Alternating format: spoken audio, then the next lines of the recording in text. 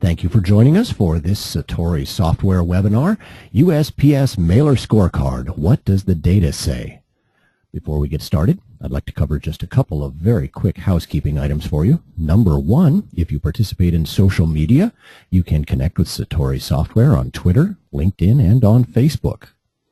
Next, this webinar is being recorded, and the recording will be available via the SatoriSoftware.com website in the Webinars section shortly after the completion of the webinar. Next, there's a question box on the right-hand side of your screen. We would love to get questions from you, so please feel free to enter any questions you may have as the webinar progresses. At that point, we will collect those and present them to Bob, blindside him completely with them at the end of this presentation, and he says he's ready to answer those. Finally, this webinar is scheduled to last just around 60 minutes or so. We do want to be respectful of your time, so if you need to drop off at the 60-minute mark and Bob is still going crazy with the questions, as I mentioned, it is being recorded, and you can always come back and check out that recording to see what sort of important stuff he answered. I'm Rob Perrin. I'm the Director of Merchandising for Satori Software, and I will be your host today. Joining me is Bob Schimek, the Senior Director of Postal Affairs for Satori Software. Good morning, Bob. Good morning. How you doing? I'm doing well. You got your boots up on my broadcast console again. We talked about this. Getting comfortable for the web event. That's good. Settle in, settle in. So we're going to talk about Mailer Scorecard today. This is something that's near and dear to your heart.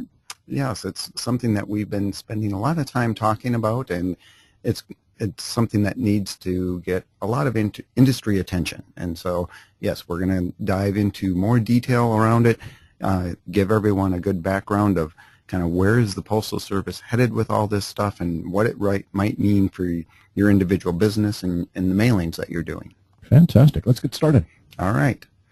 So to first provide a little bit of background on what is going on with the scorecard, there's a number of different things that are feeding into the scorecard and driving the data that that each individual mailer will be seeing. The first one is just the full service program itself.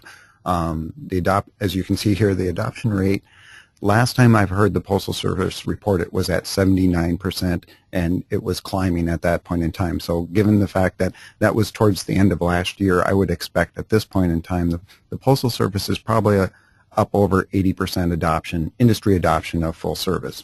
Full service, to be fair, is not required at this point, but it is rapidly being adopted. That is absolutely correct. You're right. Full service is not a requirement, and even with the April price change that is coming, it is still not a requirement with that price change either. So, but there's a lot of discounts, there's a lot of benefits to going full service. We're all headed there. Yes, that is where we're headed, and there is, I would say, some discounts. I don't know that I would say there is a lot of discounts associated with full service. Two other programs that are feeding a lot into the scorecard are e-induction. E-induction is something that just went live last year, and it's still a little bit earlier in the adoption curve, but for those that are drop shipping mailings, this might be something that you're interested in because it allows you to further reduce the amount of paperwork involved with your mailings by getting rid of the 8125s. Also then, there is another program that the Postal Service has been putting a lot of time and effort into called Seamless Acceptance. Seamless Acceptance is, again, also early in the adoption curve. As you can see here, about 15% of all mail volume is currently flowing through Seamless. The Postal Service has a little over 100 sites live with using Seamless, but right now, further rollout of Seamless Acceptance is currently on hold, and it's been on hold for a couple of months for now. And the reason for that is the Postal Service is actually going through the process of getting SOX approval for Seamless Acceptance, and then once they do have the necessary approvals to move forward with it, then they've got a number of additional mailers queued up and a number of additional sites that they will roll this out to, and we'll dive into a little bit more detail of what Seamless Acceptance is and what that might mean. But one of the things that is important is that it could mean the elimination of Merlin. Now, you use a lot of abbreviations when you get going here, and it'd be helpful if you explain those to me. SOX and Merlin, what do these mean? Okay, so SOX compliance is really an accounting thing. One of the things that the government has forced upon the Postal Services for them to be SOX compliant, which means that they have to adequately account for how money is being spent and how revenue is being accounted for. And so the biggest thing, if we look at the last couple of years as the Postal Service works towards SOX compliance, is when it comes to the acceptance of mailing and mailings, there has been points of failure in that where SOX auditors have come in and said, you know, there's potential loss of revenue associated with acceptance of mailings. And so seamless acceptance is going to be a new way of accepting mailings, and so they want to get that all SOX approved first. And then Merlin... By SOX, you mean Sarbanes-Oxley? Yes. Okay. Yes. Just making sure. Yep. Thank you. Sarbanes, yes, that is correct. And then Merlin, sure, most mailers are probably familiar with Merlin. It's a guy with a pointy hat, right? Yeah. No. It's a piece of equipment that's used to evaluate a mailing. And so anyone that brings in a mailing where there is a Merlin equipment available will get randomly selected to have a couple of trays or a couple of containers of mail run through the machine, and it does a bunch of different analysis to essentially validate that the mailing was approved and prepared correctly. It's like a random inspection at a TSA station. It is, yeah, the detailed inspection when you get pulled aside. That's always me. All right. So if we go back to August, there was a new release of Postal One that rolled out in August. And at that point in time, the Mailer Scorecard grew dramatically. And this is a picture of what that scorecard looked like back in August. If we actually backed up right before that August release, if you went out and looked at a Mailer Scorecard or your individual Mailer Scorecard, it really would have only had the top half of that showing up. Everything from the move, update, validations, and below didn't exist prior to that August release. And so these are all different metrics that the Postal Service is monitoring, capturing, and tracking for a customer. Now, if you take a step forward, though, and actually look at what it looks like today. So there is a new release of Postal One that came out at the end of January, and this is what the Mailer Scorecard looks like now. And you'll see that it actually shrunk, and there's a number of reasons for that. And what we're going to do next is spend some time walking through each one of these sections, and we can talk about what's going on with it, what it might mean for mailers, and get a better understanding of what's going on. So the first section of the Mailer Scorecard is just some high-level statistics of how much mail and how much data is being analyzed by the scorecard. So essentially this is giving your account of how much mail you are submitting via full service. So I guess one thing to call out here, if there are mailers out there that are still doing absolutely nothing with full service, you would not see any of this data showing up. You could go out to your Mailer Scorecard and essentially there would be no data.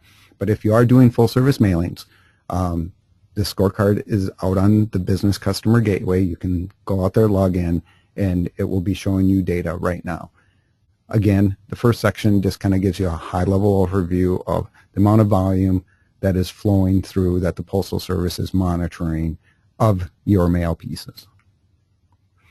Now the next section is the full service verification section, and for those that have been doing full service for a while or are about to start getting into it, the Postal Service, in addition to offering a discount, which is 0.3 of a cent for first class and 1/10 of a cent for periodicals and standard, in addition to that discount, there's also a number of different requirements that a mailer must comply with to be considered full service compliant.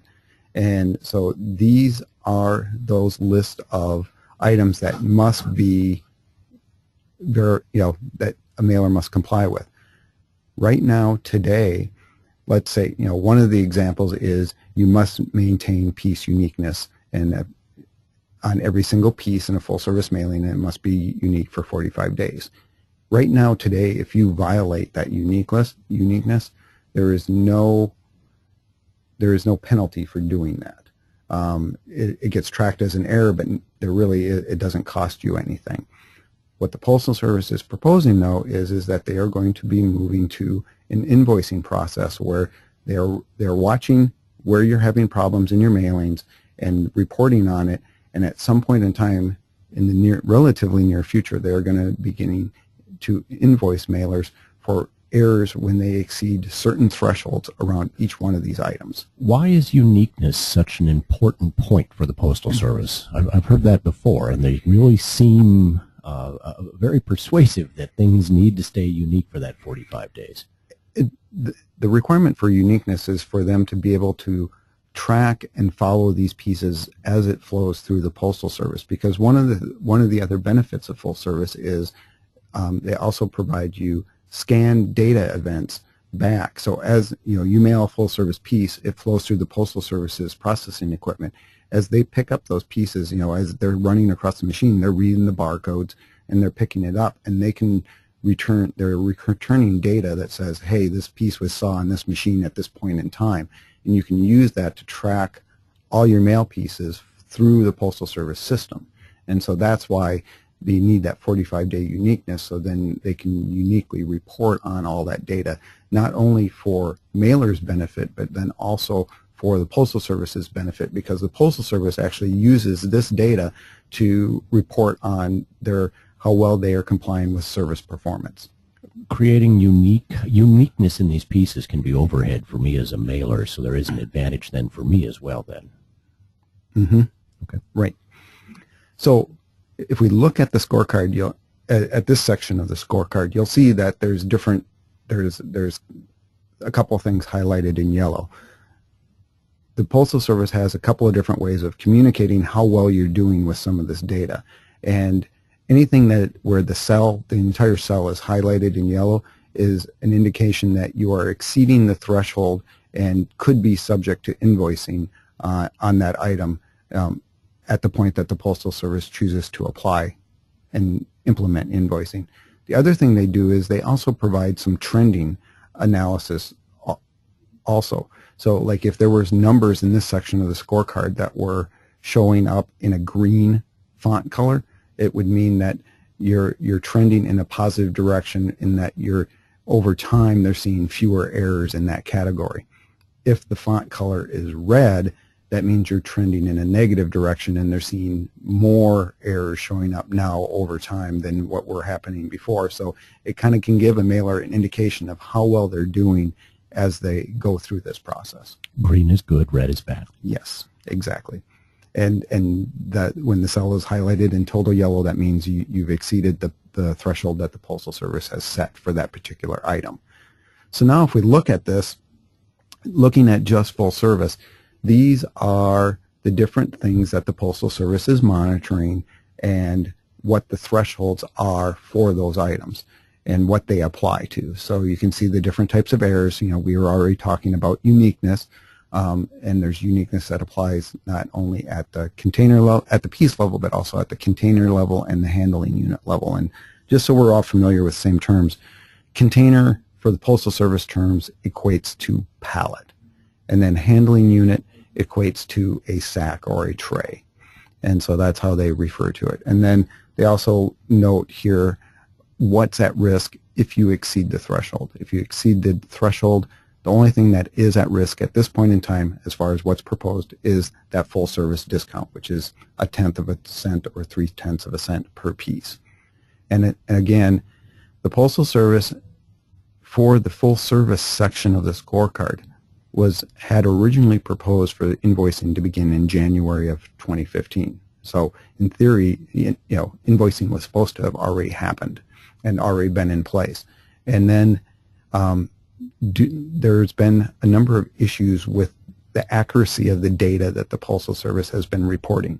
So as we talked about in August, they rolled out this greatly expanded mailer scorecard. And what ended up happening was mailers started diving into the details of the data, and they were finding problems with what the Postal Service was reporting. And the Postal Service is actually able to verify that, yes, those are in fact problems. And they've been working on getting all those data errors corrected. And so right now, they're still going through that process of getting the data errors corrected. And so there was a release that, as I noted, that happened at the end of January. There was a number of fixes that were made to the mailer scorecard reports and how they're, and just fixing up all the data so it's correct and accurate. And what they're doing, what's going on now between postal and industry is there's a process going through of verifying that all the fixes that have been deployed are actually working as expected. So as we were going through this, the date pushed from January to April, and then, you know, given the fact that we're still working with the Postal Service on correcting and the data errors and making sure that the scorecards are accurate, they've pushed again, and they said they have, the statement that they've made is invoicing will not begin in April, but they'd still intend for invoicing to begin in 2015. That's really the statement that's been stated. That's where things currently stand. If we look at kind of the plan for Postal Service releases, the reason I have July 2015 up there is, with it not taking place with the price change in April, the next opportunity for invoicing to begin will likely be the July timeframe. If we look historically at Postal Service releases, over the last several years, they've always done a release towards the end of July. That would be the next window of opportunity. They have not stated July as an invoicing date, but it could begin as early as that point in time. So this is the software guys would refer to it as a beta quality product right now. So we're still working the bugs out. Yes, you know, but I would say though that we are getting closer. One of the things that the Postal Service went out and stated was they kind of said, you know, there's a number of issues with the reports. Kind of told mailers to just hold off for a little while, let them work through those issues. There's actually a small subgroup that's been formed that is really doing the super deep dive and the gory details of all the reports and what the problems are, tracking them, and then now they're going through the process of verifying them. Once they get the all clear from that group, then what's going to happen is the Postal Service will then send out some form of communication that says, okay, mailer scorecard data should all be good. Every single mailer, dive in, start looking at your data, see what it's telling you, and verify that everything is accurate from your perspective as well. Gotcha. And the July date, that's the Bob Schimek crystal ball, so don't panic. That's not a for sure thing yet. Right. And I'm saying, even I'm not convinced it'll be July. What I'm saying is that would be the next opportunity after April for it to happen. Gotcha. But it could push even later in the year than that, potentially. All right, so now the next section of the scorecard is move update. And this section was, as I noted, was a new item that showed up in August of last year. And the Postal Service has stated that any mailer where 75% of all their mail volume is currently flowing through as full service, they are going to be looking at moving them from a Merlin-based verification to something new called Census-based verification. And so we talked a little bit earlier about Merlin, and so one of the many verifications that Merlin would do when you got selected for a random audit was to verify whether or not you were complying with move update requirements and if you're keeping your addresses up to date. For that process that exists out there today, the threshold to pass, there was a threshold of 30%, which is a fairly big threshold. Well, now as we look at the Postal Service's census-based verification, what they're doing is instead of just verifying move update based on a random sampling and making sure that looks good, they're going to be looking at the entire full service mailing, because now that they have data about the entire mailing, they're seeing all these pieces flowing through on their equipment, they are validating 100% of the mail. So that's why they're referring to it as census-based verification, because they are going to look at every single piece. And so what's interesting about that is the threshold that they've set. And as you can see here, the threshold is 0.8%, which, you know, is dramatically different than your 30% threshold. Other things to compare and contrast the difference, for Merlin, that 30% threshold was applied at a mailing level. We haven't really got into this yet, but the census-based verification and even all the full-service verifications and everything you see on your mailer scorecard is going to a completely different process. And instead of being approved on a mailing by mailing basis, they're going to be looking at all your mailings for a calendar month. And so the thresholds that we've been talking about are based on a calendar month. And so the Postal Service will say it gives the mailers the benefit of you could completely screw up a mailing, and as long as you mailed enough volume throughout the entire month, you have the opportunity to have no penalty against you because... But the opposite side of that is that if you screw up one mailing and you hit your thresholds, you have to be perfect the rest of that month. You would have to be, yes. But, that's why they're saying there are thresholds there. And so the way this billing process is going to work moving forward is that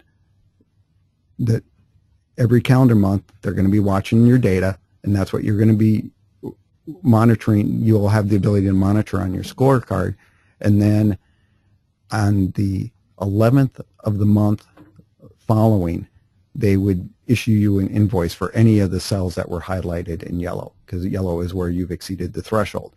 And so the reason for the 11th of the month is because, if you mailed something on the very last day of the month, it still has to flow through the Postal Service's processes and then and get reported back through the mailer scorecard. And so they're giving those the first 10 days of the month for those mailings at the end of the month to finish flowing through, do all their data analysis, and then issue your invoice for the previous month. It also creates some additional complexity because let's say that mailing you screwed up was the first day of the month. Well, you're not going to see the invoice for that for over 40 days later before you're going to be dealing with that problem. So it's going to create some new business challenges for everyone to monitor. So if I repeat that problem later on in the month, this could add up pretty quickly. Right. But part of the point of the mailer scorecard is, the Postal Service wants mailers to go out and be looking at this every single day. Proactively. Yeah. Go out there every day, watch it, see how you're trending, see where your problems are, and then proactively make the corrective actions that keep you below the thresholds. So the other thing I want to call out about when it comes to the move update portion of the scorecard is the penalty associated with it is dramatically different. For this one, the penalty is 7.3 cents per piece if you exceed that 0.8 threshold. So now that's going to add up in a hurry. Yes, it is a much larger penalty than just the loss of the full service discount. So this is something that mailers need to be aware of. If it's 7.3 cents per piece, and I assume you also lose your discount at that point. You wouldn't lose your discount. No, the penalty is just purely an additional 7.3 cents. So like if you exceeded the threshold by, let's say, 100 pieces, it's the additional postage you would have to pay would be 7.3 cents times 100 pieces. So whatever that works out to be. You're the math major. Yeah, I know. And I'm not doing the math right now. So that's how that's going to end up working. But a couple of other things that we need to keep in mind here. Again, as I noted, the invoicing is pushed from April to potentially as soon as July. Again, I should have put a question mark there. The other thing, though, that the Postal Service is stating is that they believe that 0.8% is generous. And coming from 30%. Coming from 30% to 8.8% is generous. And when they look at the data, and they're saying for the most part, mailers are actually doing pretty well. So for example, for mailers out there that are using NCOA Link, proactively doing all the right things that you're required to do with NCOA Link, you're not going to have a problem with this threshold. That's what, and I think that's generally what mailers are seeing. What the Postal Service, though, is proposing to do is they're saying that when we get towards the end of this year, towards the end of 2015, they very well may look at setting that threshold to something else as we roll into 2016. And, they're being vague about it, but I would expect them to ratchet that down to even a tighter threshold. So one of the things that's going on right now is that as they started reporting these errors, the move update errors on the scorecard, mailers started drilling into the data. And there's a number of things that were found as problems. For example, there's two acronyms, and I will explain them both. MLNA is moved left no address, and BCNO is box closed no orders. So basically those two categories of pieces are a mailer left, they just left no forwarding address. So from a move update point of view, there's nothing the mailer could have done because there is no data provided as far as where this person went. And then a box closed is a P.O. box. So again, someone that purchased a P.O. box, they closed it out, they didn't leave any forwarding orders. There's nothing a mailer could have done to change the address that they were attempting to mail to. So those were showing, originally when the mailer scorecard showed up in August, those were showing up as errors against the mailer. The Postal Service has modified it and now taken that, so those are not showing up as errors. Also, temporary moves, which temporary moves are not moves that are in NCUA-linked data, were also counted against as errors. Well, if they're not in the NCUA-linked data, how can the mailer act on them? So those have been removed. And then also foreign moves. So if someone moves overseas, again, NCUA-linked does not provide foreign addresses that when there is a move. So those do not count.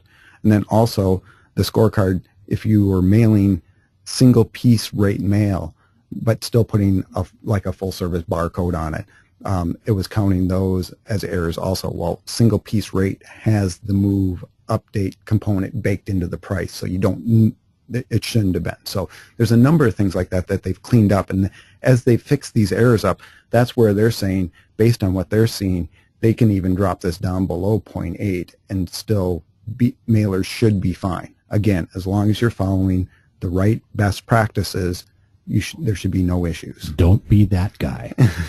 Yep. The other thing is when we first started diving into this, if you go out to your mailer scorecard and you try and look at your move update errors, when you're out on the scorecard, you're only going to see a sampling of 100 pieces. Well, there are some mailers out there that are mailing hundreds of thousands, millions of pieces, where they're saying 100 isn't enough to give them enough valid data to figure out what it is that's going wrong with and needs to be fixed. And so the Postal Service has provided a change where it's a separate application process that you have to call the Postal Service and work with them. But what they will do is they can set it up so they will flow to you via an FTP site every single error, move update error, if you want more than that base 100 sample. So that's available, and that's something that's been worked on. The other thing that's been going on around this is discussions with the inspection service, because if the inspection service actually has a different set of standards that they hold mailers accountable for when it comes to move update compliance than what the Postal Service does, and the industry's been pushing back and saying, the inspection service is the Postal Service, and so whatever the Postal Service is holding a mailer accountable for full service should also qualify and meet the standards of the inspection service. Fair is fair. One would believe so, and we're not done with this, but there is verbal commitment from the Postal Service that yes, the inspection service is working with the one area of the Postal Service that's driving all this, and that it'll all get worked out and make it less of an issue.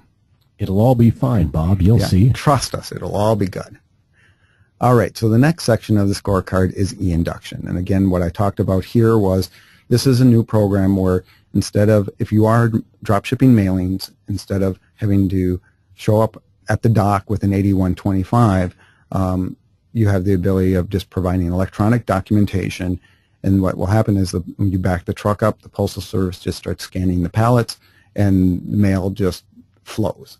And so it helps streamline operations.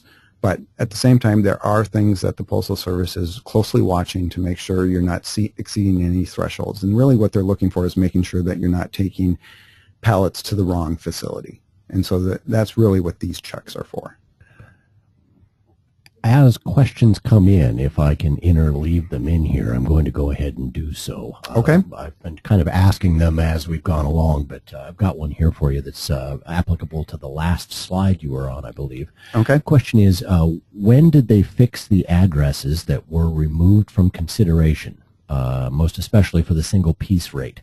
Was that done in the January 25th changes? It is my understanding that these set of changes, yes, were part of January. And so that's where they're still going through that validation process, but Correct. Those should now, if you're looking at your scorecard now for, let's say, for February, since we're into a new month, yes, those should not be showing up as errors. That's my understanding. But again, I don't think that that subgroup has officially confirmed that that's all working 100% correct. This is one of those perfect world things. Right. Well, and one of the things that we're really looking for is feedback from the Postal Service that they are going to proactively communicate to the industry that says, okay, this group believes the data is good to the best of their knowledge. Every single mailer should be able to just dive into their scorecard, and it should all be correct and accurate. Gotcha. Okay, so we already covered that. And again, for mailers that are doing full service mailings and are drop shipping, and as you hit your volumes near this 75% threshold, one of the things the Postal Service will be looking for is they will likely start having conversations with you about moving to e-induction and being able to get rid of the paperwork and the 8125s. And not only, I should also state, it's not only just 8125s, but it's also 8017s for any mailers out there that might be using those also. All right. So now the next section is seamless acceptance. And this, like I said, is probably the newest program that the Postal Service is starting to roll out.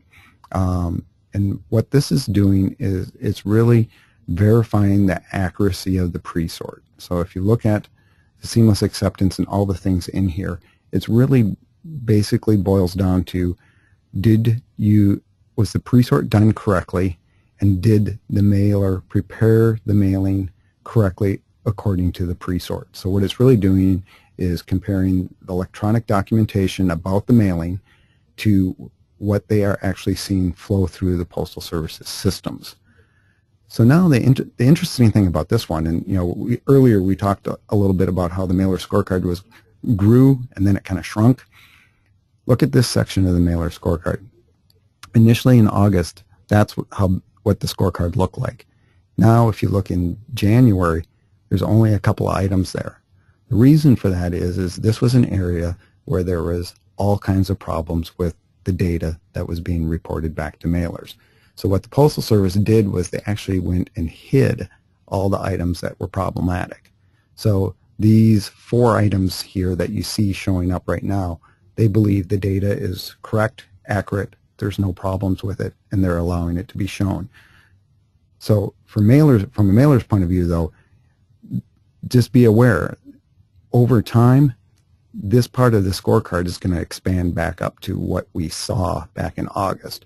And as they get the data correct and accurate, they're going to be adding things back. So it's very small now, but it's going to grow all the way back up to all these other items moving forward. So what does this all mean? It really means that mailers have to be carefully watching their mailer scorecard. What's the data say? Well, the data is going to be unique to your individual mailings and your operations and where you may or may not have problems that need to be worked out. So one of the interesting pieces of data, and this is a very busy spreadsheet, and I'm sorry for that, but there's only one number I really want to pull out of this entire sheet. Is it the red one? Yes, it would be that one, the 404. What that is the Postal Service pulls some stats about everything that's going on within the mailer scorecard across all mailers. That number right there is the number of unique mailers that have logged in to their own individual scorecard and just looked at it.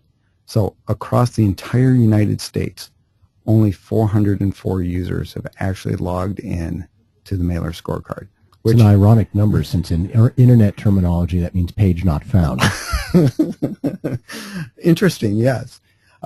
So there is a lot of concern within the Postal Service and even us that it's very important for mailers to be going out and looking at their scorecard. So going back, what was the number you said for adoption rate of full service? The adoption rate was, the volume-wise was, at this point in time, I would guess very low 80s probably. So 80% have adopted full service. Yep. So either 80% of the mail volume comes from 404 mailers, or we have a whole bunch of full-service folks who are not checking out the scorecard. And I would believe it's the latter. Okay. Yeah, and I think that's the case. Yeah, there's a lot of people out there doing full-service mailings, but they're not going out and looking at their scorecard. And this is going to be a problem with 7.3 cents per mailing. Well, for yes, and potentially loss of full-service discount, because all of these things are going to add up and become part of that monthly invoice. So that's why so we're going to spend a little bit of time now talking about a whole bunch of acronyms. So there's the Business Customer Gateway. The Business Customer Gateway is where you go out, a mailer goes out to look at your scorecard. The very first time you log on to the Business Customer Gateway, it requires you to assign a BSA. A BSA is a Business Service Administrator. So basically, they are essentially the administrator for your company, and as far as who gets to see what on the scorecard and all the different things that you can do out on the Business Customer Gateway. With this invoicing process, they've defined a new role, the VAE, so the Verification Assessment Evaluator. So now there is a new role that when you go out to the Business Customer Gateway, your Business Service Administrator can assign someone in your company this VAE role. If they do not, by default, the BSA is the VAE. So your Business Service Administrator, whoever that person is will by default be the one that will be assigned the Verification Assessment Evaluator. So you're saying if I don't appoint you, then I'm the guy? Yep, if you're the BSA, yes. Okay. Yep. All right. And the reason this is important is because when we get into invoicing, the VAE is the person that is responsible for paying that invoice. Not only paying it, but then they're responsible for reviewing it, paying it if they agree that those were valid errors and it was their fault, or they're the one that is responsible for going through the dispute resolution process.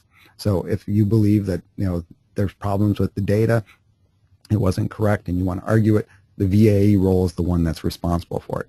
So there's going to need to be a role, most likely whoever the VAE is also going to be the person that you want out there watching the scorecard on essentially a daily basis. Maybe you can get by week to week, but watching it a couple times a week probably would be wise minimum, just to see how you're trending, seeing if there's any things that are above the threshold. If they are, proactively communicating it to figure out what needs to be changed in your mailing process to eliminate those errors so you get dropped down below the threshold to avoid getting invoiced. Well, you're going to want to catch those red and yellow things. Yes. Yeah. But you got to have someone watching it, and then you also have to understand that there is a new role within your company now that has to be responsible for, once they start invoicing, for paying these invoices. All right. So for those of you that are maybe still working on getting the higher ups, the executives in your company to really buy into this whole full service thing, and you're struggling with it, one of the things that the Postal Service did towards the end of last year is they came out with this document called the Mail Entry Roadmap. It's about, I think it's about a 30-page document, but it goes through and details out all these different programs, full service, e-induction, seamless, move update, where they're intending to go with it. And so if you're having trouble selling the fact that you need to be moving to full service in your company, this is a document that you can use internally to help show the executives where the Postal Service is going, what's coming, and the things that you need to be doing for your company to make sure you're prepared and ready to go. So it has some really good information. It goes through some of the same stuff that I've covered today, but there's also other details in there that I highly recommend that if you have not read this, it is worth taking your time to read it. Fantastic. Okay, so if you've got questions, we'd like to take them in the box to the right. We have been sort of interleaving them in and interrupting Bob along the way, but now would be your opportunity. If you have anything saved up, please drop it into the box on the right, and we'll get that answered there while Bob is sitting here comfortably ensconced in the Satori studios. Upcoming webinars, February 19th, we've got a webinar with Lyle Myers. He's a pretty technical guy, and he's going to be digging deep into the Redpoint technical demonstration. He's done some shorter passes in other webinars about Redpoint and what it's capable of. It's a Satori offering. But Lyle's going to be digging into it and creating the largest demo yet. It's 1 hour of the Lyle Myers show that's coming up on February 19th. Should be a good time. And Kim Mock. Now, you know Kim Mock, don't you, Bob? Yes, I do. She almost never puts her cowboy boots up on my broadcast desk here. However, February 24th, we will have Kim here in the studio, and she's going to be talking about the April rate changes and what to expect from those. And there's a lot of uncertainty floating around at this point. Bob, you and I have talked on some of our news broadcasts about the uncertainties of the rate changes for 2015. And that one will be a good one because, one of the things that happened is, roughly about 3 weeks ago now, the Postal Service filed the request for the price change, which included the prices. But the piece of the puzzle that was missing is it didn't tell us what were the DMM rules and changes associated with that price change. Well, we've been very closely watching the Federal Register site, and it looks like the DMM changes for the market dominant products is going to officially show up on the Federal Register website tomorrow. But if you click on it today, you can get a preliminary version of it, and the DMM changes are 183 pages. So there's going to be a whole bunch of stuff that we're going to be plowing through between now and February 24th, and we'll have a whole bunch of really good information for everyone. And I think that's probably my favorite thing about you, Bob. You actually enjoy reading this stuff. I do. I took it home last night, and I was reading it before I went to bed. I have seen you in your office with your feet up on your own desk reading this stuff. So that's why we keep you around, Bob. Do have one question for you here that just came in, and it says, our biggest problem since August has been by-for errors. Some of this is a result of pre-sort software defaulting the mailer ID to IMB to identify the mail owner or the mail preparer. These errors are potentially costly because one missed mailer ID on a 2-millimeter piece would make it almost impossible to stay within our threshold. Is there a way for pre-sort software or post-pre-sort software to be set so that it can catch these errors before they're submitted? So good question, and I'll also agree with this mail. Take this in a couple steps. I'll agree with the mailer. By-for, if we look at just the full service section of the scorecard, the Postal Service at the last MTAC meeting did share how, as a whole, is the industry doing as far as meeting all those different thresholds. The only area that showed up as being kind of a problematic area was by-for. And so there are a number of changes that are going on still related to by-for. One area that has been particularly problematic is nonprofit and by-for, because there are mailers that will do mailings on behalf of a number of different nonprofits where they pool, potentially a couple hundred different nonprofits together and do a single mailing. Well, one of the requirements, even though there's this 5,000 piece exception, that if you have mailings, if you're doing a mailing of less than 5,000 pieces, the Postal Service says you don't need to give us the by-for. However, in the nonprofit world, even if you mail one piece, you have to prove that you are eligible for nonprofit prices. So essentially, if you're a nonprofit mailer, you have to do by-for every single mail piece. And so that's created some challenges within the industry. And so the Postal Service is actually working on still some changes to the Postal One system to be able to handle this. So we're looking at, working with the Postal Service at, what changes are they making associated to by-for, and then what changes can we make on our side in our software to help minimize the by-for errors. And that is one area that I would say is still a work in progress. And yeah, if there are specific things that we can do to the software to help minimize errors in that category, we'd love to have that feedback and work that into the product, before we get to the point of having to deal with invoicing. So changes on USPS side, changes within the software. Do you know of a workaround at this point? Is there something this mailer could do, anything off where you say some folks have solved it this way? Well, and that's where I think what probably would make the most sense for this particular mailer is I would recommend calling our support department and let's talk through where you're having problems with your specific mailing scenarios, because it really depends on, the problem is different on a mailer by mailer basis depending on how they're actually going about collecting the by-for information and how they're feeding it into the program. And so the answers are different depending on how you're kind of going about processing your mailings. You'd recommend then a little individualized attention from the guys up in support. I would. Some smart folks up there. Yes. I think that pretty well covers the questions that we had coming in here. Anything that comes in after the fact here, we will ask Bob to follow up after the fact. And I think you've got some contact information here on this next slide.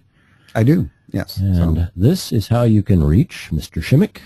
And that rings directly at your desk. There's your email address. Not hiding at all, are you, Bob? No, no. I very much. You're a visible guy. I am, and I attend a lot of different industry events, and to me the value is being out there, available, talking with customers, understanding the problems, challenges they're having, the problems and challenges that are coming down the road, and how do we work together to solve them and allow everyone to be successful.